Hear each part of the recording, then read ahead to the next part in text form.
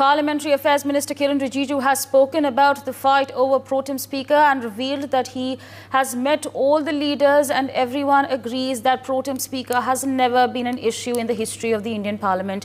And the appointment of Pro Tem Speaker is basically to administer oath to the newly elected members and help in the election of the new Speaker. The statement comes amid the reports that opposition leaders are going to boycott the Pro Tem Speaker panel. Other person was the Pro Tem Speaker.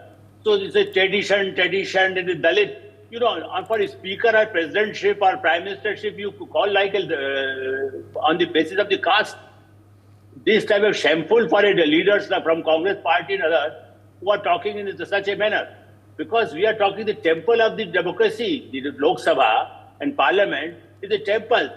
What kind of abuse you give to the post of this type of speaker and who is going to give oath to everybody.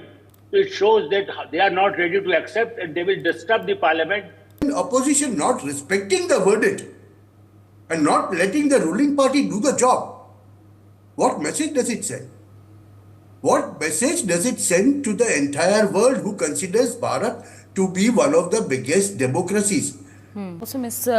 Raj Lakshmi Joshi, and I'm going to take from what Mr. Himanshu Bhatt has said. Of course, the full budget has to be rolled out, and you know, with the situation as it prevails right now, there are important bills that are, of course, to be presented. Does it then, are such important situations, important bills then being shoved into a corner, are being diverted, and then politics is sort of taking the center stage? Is that what's happening right now?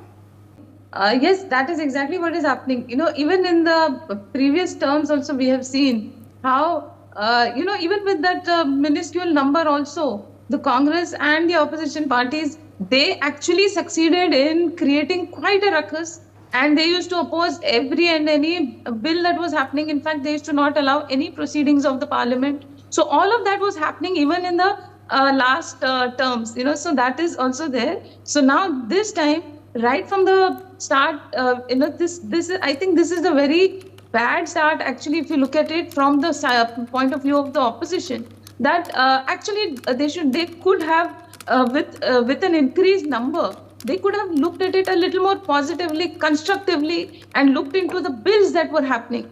Instead, there are all these talks about all these kind of controversies about the Pro Tem Speaker. See, Pro Tem Speaker is just a convention. So even the Supreme Court has said in 2018 that it is just a convention and it is not, there is no rule as such about it. And in the past, the Congress has also ignored all these kind of so-called conventions that they are talking about now. The problem with the Congress is that they remember all of these things when they are in the opposition, not when they are in power. So when they are in power, they do something else, and then they expect the others to follow those conventions when the Congress is in opposition. So that is a kind of a behavior. In 2004, they appointed Balasaheb Vikhe Patil as the Pro Tem Speaker, and ignoring the fact that George Fernandez, he was the senior most MP at that time. So at that time, they did not remember, you know, all these kind of conventions. So this is something that, you know, very conveniently, they come up with all kinds of arguments. And instead of actually proactively debating on the bills that are coming up, which are very important. If you look at it, you know, most of the bills, see, the BJP will not have an issue passing these bills because, again, they have the majority. They have the majority in Lok Sabha. Considering the fact that now they are, I think, a little more than 300 in number, along with all the allies, and even in the Rajya Sabha, they should not have an issue with passing the bills. But then, as a democracy, you know, we need to have very constructive debates in Parliament, which was sadly lacking in the last terms also. And we have seen that, you know, just before the Parliament session starts, there is some controversy or the other that comes up. And the Congress and the opposition, they create a whole ruckus around it. They cannot have a normal debate. So that is a problem with this opposition. They could have looked at it in a positive way, in how a democracy should be functioning. Even if they really wanted to give such an honorable post to Mr. K. Suresh, they could have made him the leader of opposition, but they don't. They didn't even think about his name at that time.